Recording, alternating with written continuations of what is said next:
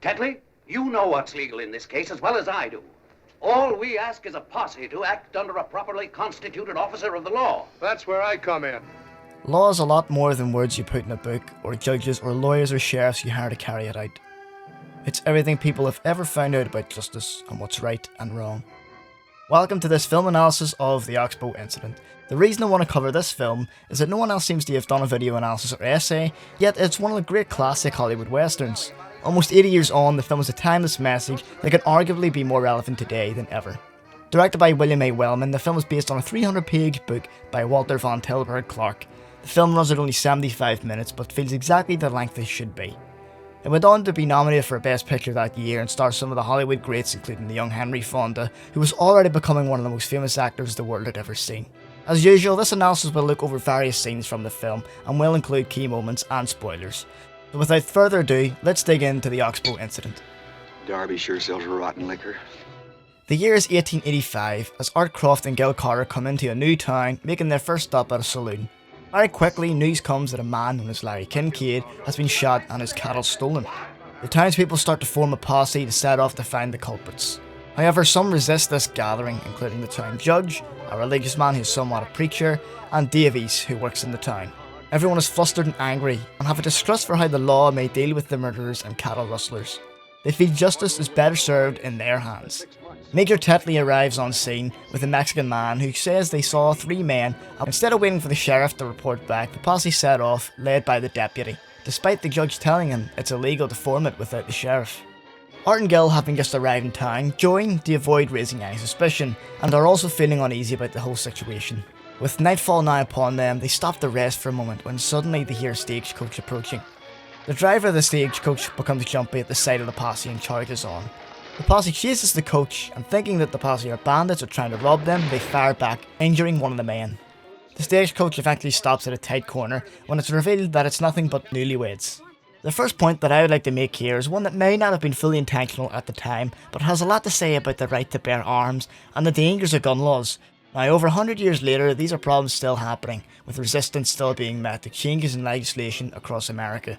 As one of the characters points out, people can be trigger happy, and I can't help but think of a film like Fruitvale Station that explores the example of Oscar Grant, an African American who was shot by a police officer at a subway station when a fight broke out around him. Now, I do not intend to get off topic here with gun laws, but it's very clear what happens when people get jittery and trigger happy. It just takes a fraction of a second to make the wrong move. However, the bigger picture here is that the film is about justice. In another film analysis, I looked at mob mentality in the film Fury. Here we have the same themes, but looking more at morality. They come across three men, a young man called Donald, a Mexican, and an old man who's practically senile. It doesn't take much for the posse to start branding them as the murderers they set out to catch. With their string of questions, Meager Tetley and others don't believe a word that Donald Martin is saying. Their position doesn't look good as Donald mentions that they met Kincaid, who sold the cattle to Donald. Worse yet, the Mexican has in possession Kincaid's gun. The preacher and Davies begin to clearly show a problem with this, but the posse continues to persecute the three men. Just as they're preparing the ropes, Donald demands he be allowed to write a letter, which they hesitantly allow. It really is a touching moment to see him writing this letter for his wife and children. All the while, we wonder if the sheriff is going to turn up to stop all this. The Mexican man attempts to get away, but is quickly brought back, now with his legs shot, and suddenly we discover he speaks English. I'll tell you. Ah, so he speaks American. And 10 other languages, my dear. Davies is so touched by the letter, he demands that others read it to prove that Donald is not the kind of man that would kill someone and is not guilty. But not all of them do. Tetley casts a vote as to whether the men should be hanged or brought back for trial. Only 7 oppose, including Gil and Art and Major Tetley's son. Gil tries his best to stop it, but the crowd takes control and the hanging proceeds. The film really does deal with more complex themes than just its overarching statement about justice.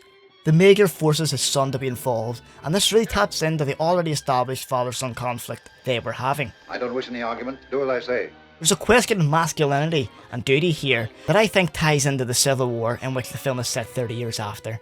And that renegade Tetley, strutting around his uniform pretending he's so much. He never even saw the South till after the war. This father-son relationship ends in a dramatic conclusion. The father throughout the film is ashamed of his son, going as far as to call him a female boy. After being locked out of his house, the son begins a monologue about morality and humanity to his father. How does it feel to have begun a weakling, Major Tetley? It's a really powerful moment when we watch how the father reacts.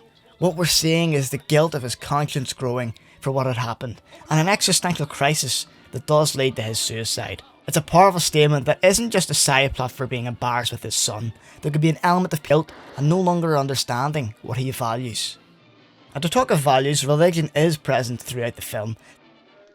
The Mexican man wishes to say his prayers, as does Donald, and the preacher also sings for the dying men. What makes this film hold up so well is religion is not a major factor into the posse's moral reasoning. I think because of this, the film's aged well as being a story that looks at horrible acts in a human way, avoiding any heavy-handed religious symbolism. As the preacher sings for the dead men's souls, this shot really lingers with me. The shadows of the men imprinted on the American soil. It's important to note here that this actor, Lee Whipper, is an African American. Lynching was rampant throughout the time the film is set and when it was released, and continued to be a problem for decades after. While this is another can of worms to discuss racial issue, the point to be realised here is that lynching is totally tied with mob mentality. Down in Texas, where I come from, we just go out and get a man and string him up. That's right. When morality is in the eye of the beholder, the eye of the majority. I seed my own brother lynched, Mr. Carter. I want nothing but a little fella. Donald's letter, which is read aloud at the end of the film, speaks volumes today, and to me is not preachy sentiment. Its message is simple and very human. The themes stand the test of time, speaking for all injustices and acts of violence towards people. Like the law says, every person is innocent until proven guilty. And we have seen far too often in human history that this is always flipped. The Oxbow Incident is a film that holds up today thanks to its solid performances played with great conviction, and a tight script that manages to hold tension during its short runtime. Man just naturally can't take the law into his own hands and hang people without hurting everybody in the world. Thank you so much for watching this video essay, everyone, and I would love to hear your thoughts on the film and the points that I bring up, especially with the elements of how a post-Civil War sentiment is present, as I'm not really an expert on that area of history. If you happen to watch this and haven't seen the film but want to, you can actually find the full version here on YouTube, and it's actually in good quality. I've really enjoyed going over this classic film that hasn't been covered much on YouTube, and I would love to hear requests for other videos, because there's so many old movies out there I'd love to delve into. In the meantime, please subscribe and keep an eye out for future videos. Thanks again guys, and I'll see you again soon.